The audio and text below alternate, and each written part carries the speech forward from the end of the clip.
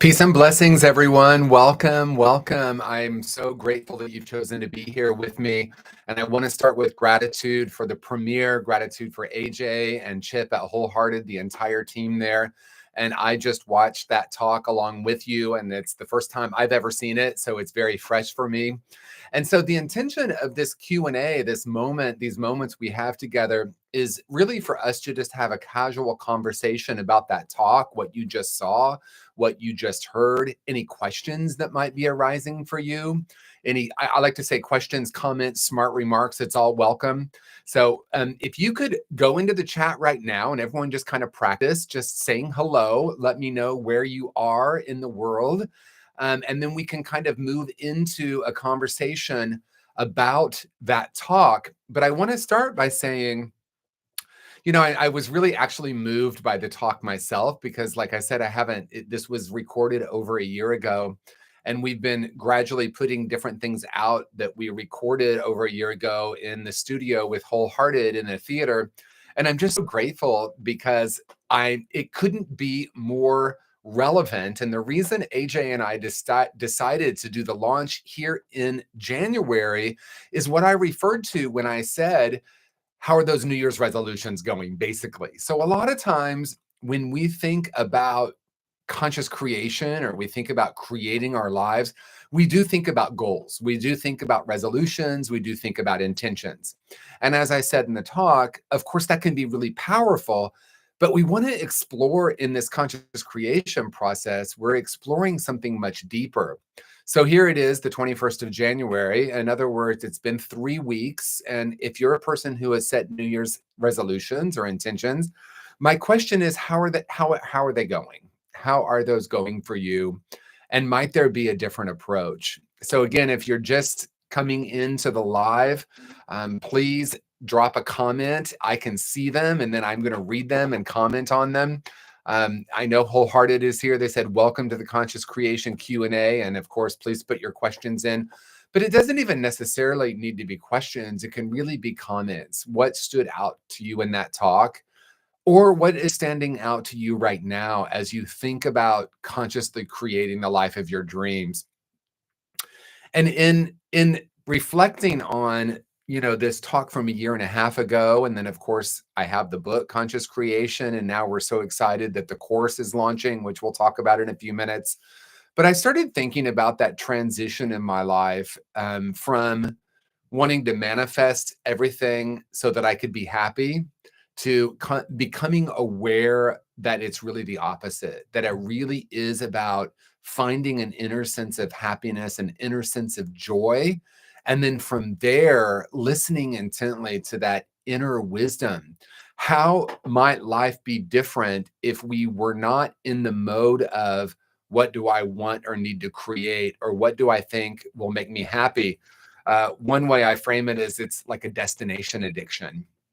Maybe you relate to this. Once I get this, I will be happy. Either once I get the perfect partner, I'll be happy. How many workshops have we all gone to help us manifest the perfect partner, right? I remember, what years was that? 2001 and 2002. I was reading the book, If the Buddha Dated. I loved that book.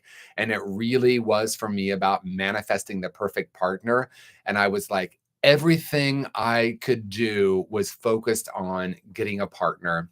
And I did manifest the perfect partner. And when I say the perfect partner, what I mean is the perfect partner for my own growth and evolution. It was that relationship that was in 2003 when I manifested this person. Was the greatest joy and the greatest sorrow of my life, because I got to really understand at that point that it really wasn't about once I get the perfect partner, then I'll be happy, then I'll be free. And it was at that point in my life that I was really in the question of a deepening, something more. And I think I kind of said this at the end of the talk. It's like, at the end of manifesting this perfect partner, and I had the house that I thought was going to make me happy, and I had the business that I thought was going to make me happy. And I want to be clear, there's nothing wrong with any of that. It was very fun. And manifesting all of that, I realized that I had so much power, because For decades, I had felt like a victim to the world. And it was so empowering to realize that I actually can create my life. But there was that moment where I realized, or I had that question, is this all there is? There's got to be something more. And in those years, 2003, 2004, 2005, as I dedicated myself to listening to inner wisdom, a lot of things happened. And part of what happened is I lost all those things that I had manifested. And I'm not saying this needs to be your story, but this is certainly mine. As I got really clear that I wanted a life that was more purpose driven, in other words, it was less about achievement and more about how can I make a difference in the world? How can I contribute to the world? Not so much what can I get. And as I made that transition, just full transparency, I lost it all. The partner left. I lost that house. I lost that business. I even lost my car. Like I had to downgrade to a different car. And I remember in the midst of all of that, having a very deep awareness that what I was stepping into was a life that was lived from the inside out, a much more purpose-driven life. So that's really why I created Conscious Creation. It came out of my own experience. I'm going to read this. Wholehearted asks, how is conscious creation different from conscious recovery? So one of I kind of made a joke about it. I said conscious creation is conscious recovery for everyone, because I had a lot of people who said to me, I hear your book, Conscious Recovery, is great, but it doesn't apply to me because I don't have addiction issues, or I don't have addiction, or I'm not a person in recovery. And so I was reflecting on how to write a book and create a model that could really reach all people. And as I reflected on those years, those 2003, 4, and 5, and ultimately I went back to school and spent 5 years at Unity Institute, really asking, how can I make a difference in the world? Not how can my world be different? And that transition really, and the experiences that I had, the culmination of that became conscious creation. And if anything, I think conscious creation can be for anyone who really, I'll say, the two groups of people that most resonate with conscious creation that have reached out to me. One group of people is a group of people who said, I got everything that I thought was going to make me happy. And it really is very similar to my experience. They have everything that they thought that was going to make them happy, but there's still this yearning for something more. That's one group of people that really relate to conscious creation. And the other group of people I think that really resonate, that I've heard from, are people who have tried the law of attraction. They've tried changing their thinking to change their life. They've tried all of this and they've gotten really mixed results. And they're like, I don't understand why this isn't working. It seems to me that other people in my life can really manifest what they want to manifest, but sometimes it happens for me and sometimes it doesn't. So conscious creation was created as a step-by-step process. And in some ways, like I said in the beginning of the talk, I promised myself I would never be that person that created the 5-step process. But I started reflecting on how important that is. Sometimes the mind likes steps. And so I started really looking at, like, what is it about shifting our life from unconscious creation to conscious creation?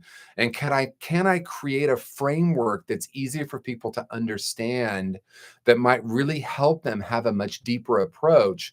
And when I say a deeper approach, what I mean is a more sustainable approach, right? Because, that group of people who manifested everything and they're like, yeah, there's got to be more to life. There's got to be a deeper meaning. Or the people who have tried and tried and tried with the law of attraction and some different models, and really say, I want something that actually works, that really allows me to create a life where I really feel like I'm living on purpose. So I guess that's the difference. Conscious creation isn't really talking about addiction, but it is talking about some of the really similar concepts. And that is that we really do carry a frequency. We have a vibration, and that vibration creates reality. So both conscious recovery and conscious creation are about how do we unlearn all of that and return to that place that we came in as this infinite being, and then we get taught by the world we're limited. Um, okay, another question. Tell us about the online course. What is it like? How long is it? Okay, so I haven't actually taken the course, which is so cool, but I know that it's 6 modules. I believe it is. It might even be 7, but AJ at Wholehearted will know for sure. But it's a series of short talks like the one we just watched. And then we dedicate each step, if you will, that movie process, MOVIE. Each one has a talk and then it has some exercises. One of the things that was true for me early in my journey, I remember reading books that just sounded so great, but I was like, well, but how does that actually apply to my life? So when I started writing books, my first book came out in 2015. It was Conscious Being. I said, I want to not only write a book that will inspire someone, but I want to write books that will be a guide, like an actual step-by-step guide. And I partnered with my good friend, Dr. Adriana Popescu, to create workbooks with each of these books. And then those became this amazing partnership with wholehearted.org, where we create courses. Because the way I learn is I hear and I watch and I listen, and then there's something about doing exercises and asking how it applies to my life that really created change. So that's what the course is. Um, the course is 6 modules, videos, and a digital workbook. So essentially, you're going to have exercises that you're going to hear me talk about the steps. For example, M is making peace with the past, right? You're going to go through a process of not only hearing me talk about why is making peace with the past the important first step. And as I talked about in the talk, if we don't make peace with the past, we're carrying it around and we're bringing it into every situation. The entire conscious creation model is based on a Carl Jung quote. And that Carl Jung quote is, until we make the unconscious conscious, it will direct our life and we will call it fate. And so the whole model is, how do we become aware of what's trapped in the unconscious? What is it in the past that we're carrying around with us that we keep carrying into every situation? So if you're someone who says, why does this keep happening? Why is this repeating over and over and over again? Or maybe you might be like me and you might say, I thought this person was different. And then 6 months into the relationship, the same dynamics, the same patterns are showing up. We look at it not as something wrong, but as an opportunity, because what that means is the unconscious is running the show, because we have this vibration, like I said in the talk. If I'm walking around with a vibration that I'm unworthy or I'm unlovable, I'm going to keep attracting and being attracted to situations that confirm that. And it's usually unconscious. I don't think we say, oh my gosh, I really want to find the most unavailable person so I can struggle in my next relationship.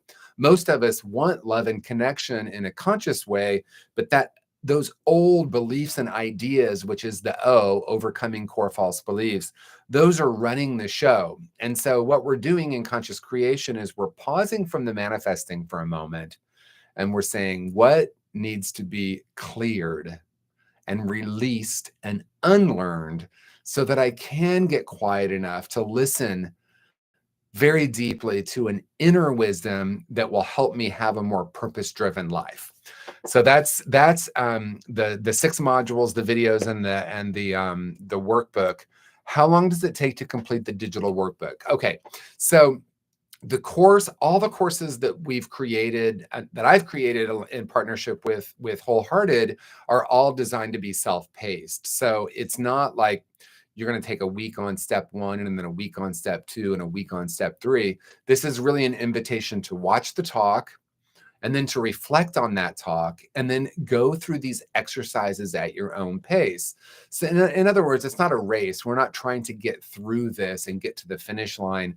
The invitation and the goal is for us to be as reflective as possible, so that we take time genuinely looking at our past, genuinely looking at those core false beliefs that are running the show, genuinely spending time in the silence and that visioning process. And then, the I and the E of the course and of the book is really tangible. I always like to credit the people who inspire me. And so visioning is inspired by my friend and colleague, Dr. Michael Beckwith. He wrote the Dedication to Conscious Creation, and he's such an inspiration to me. He was a person that was pivotal for me in bridging from visualization to visioning. And he wrote a book called Life Visioning, which I recommend to anyone who wants to take a deeper dive. This course on Wholehearted allows you to reflect on that difference and really spend time in the silence. And then the intention setting is where we get really tangible. And I'll credit my good friend, Gregory Spencer, who shared with me his model that has been life-changing. I've been doing it myself for like 18 years, very, very consistently every week. It's very tangible, specific and measurable goals that came from that deeper vision. And I guarantee you that if you do this process, you will see remarkable results that are not about effort, not about like, oh my gosh, I'm going to crush it. I'm going to dominate. I'm going to, set these intentions and make them happen. This is a much easier way of being in the world. So that's really, how long does it take to complete? That's going to be up to you. You can also move through it, go back, repeat it. The intention is that as we have a greater awareness, okay, so I used to think there was a finish line. I thought, oh, I'll be finished with all of this. I will, be elevated to some level where I no longer have any issues in my life. And to me, that's not really what conscious creation is about. It's about realizing that life happens, but we come to similar situations in our lives, but we come to those situations with a greater level of awareness, a higher level of consciousness, if you will. So the intention with conscious creation, the whole process, isn't to go MOVIE, graduate. It's to say MOVIE, let me go back and do some deeper work. Maybe a situation happens, someone dies and we have an emotional experience. There's a separation, someone leaves us in a relationship. Those are all opportunities to realize where we're at in consciousness so that we can actually apply these in the real world. So it's definitely self-paced, and it's intended to be something that you can live with and revisit throughout time. Anyone else right now who's watching, if you want to drop questions in, I know a lot of you will be watching this later when we're not live, but if you are live with us right now, please, please, please drop in questions or comments. Question from Instagram: I'm a coach. Can I use this process with my clients? Absolutely, please. We would love that.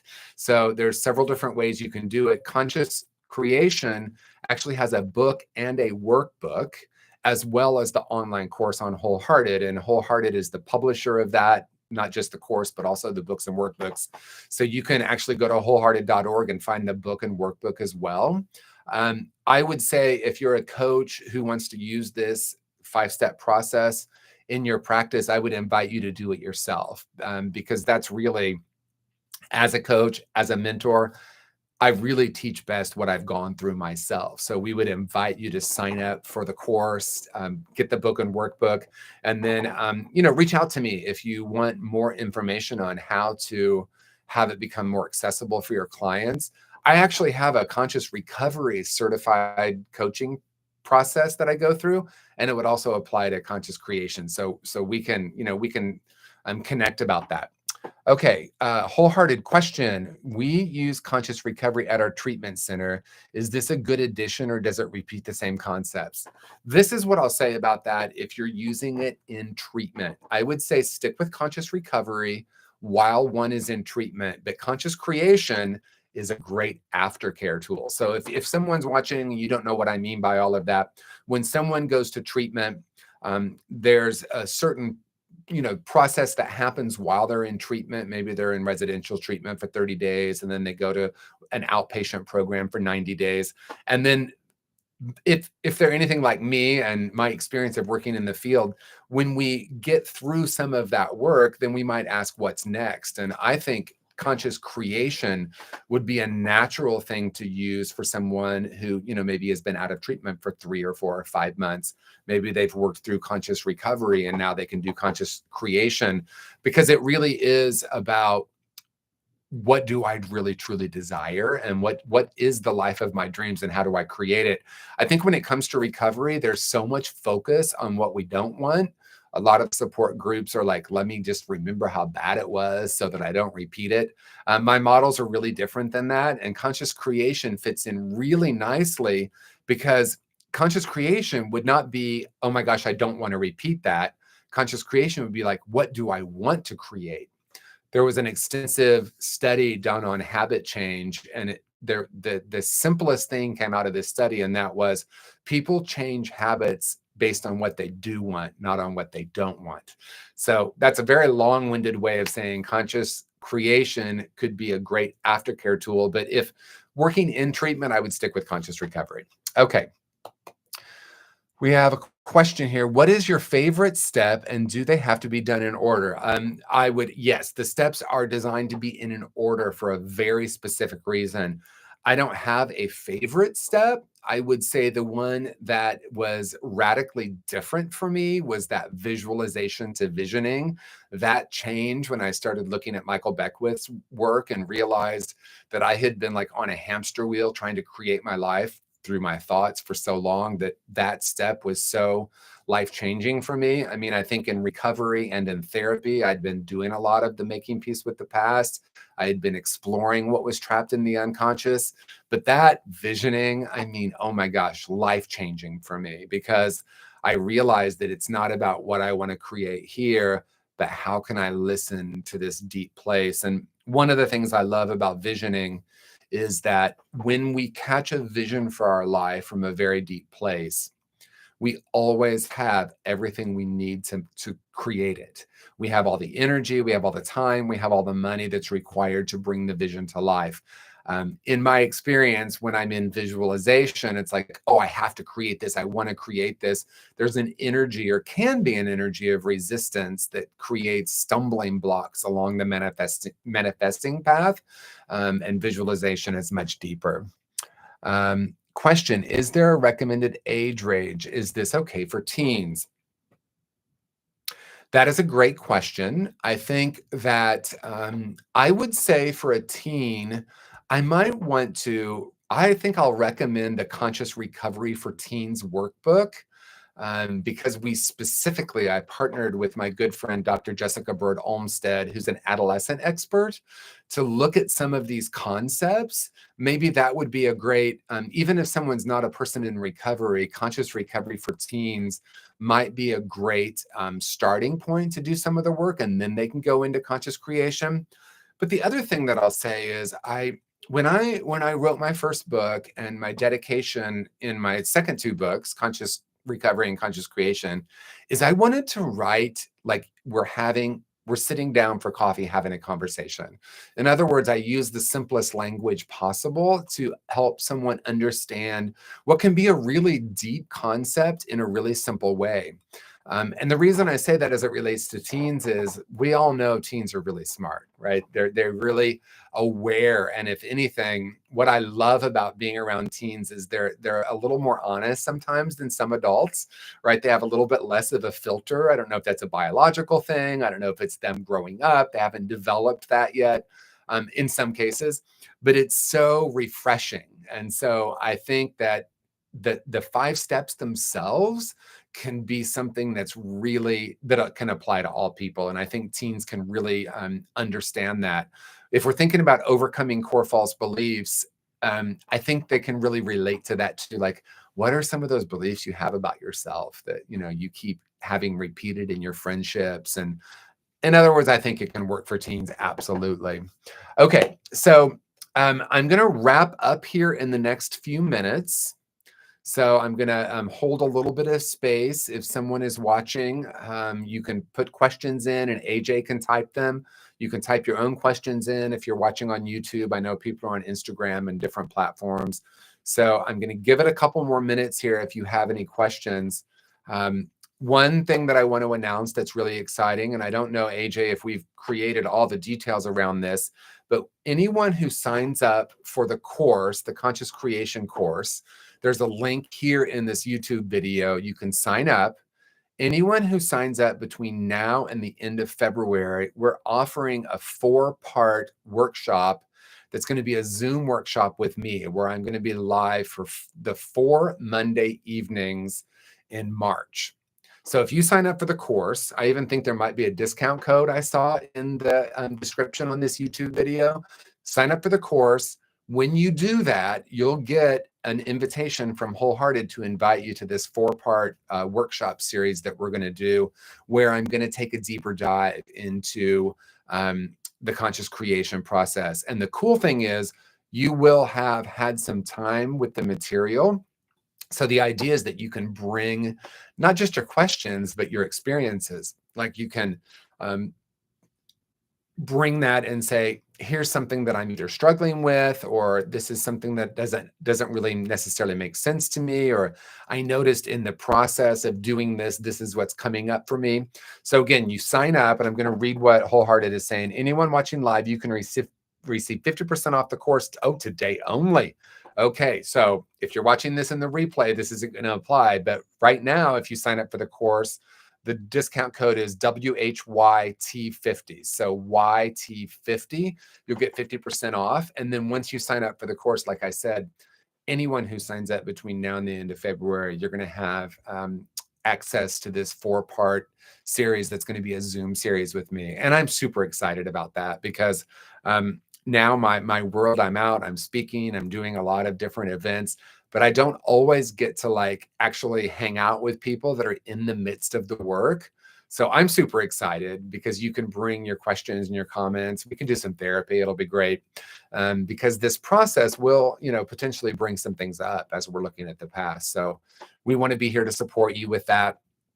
If you haven't checked out Wholehearted, I'm assuming that you probably know about Wholehearted if you're on this live right now. But in case you don't, go to wholehearted.org. So many great free videos on there, so many great clinical trainings on there, so many great courses on there. Wholehearted is saying, thanks, TJ. So I think that means we're coming to a close. And I always like to close all of my conversations. Anytime I have an opportunity to close with this is what I want to close with. And this is true in this moment. If no one has told you yet today, you are a whole and perfect being. You came into this world as a perfect expression of source energy, and you have infinite potential within yourself. Anything that you've ever believed about yourself that has kept you feeling stuck or limited, you have the ability to reconnect with your true nature, unlearn those beliefs, so that you can start living a life of even more infinite potential, even more infinite possibilities. And love is who you are. That's the truth of who you are. And underneath everything you've ever done, no matter what's happened to you, and no matter what you've done, you deserve a life filled with love and connection. So peace and blessings, everyone. I'm so grateful for you. So grateful that you watched the talk. And until we meet again.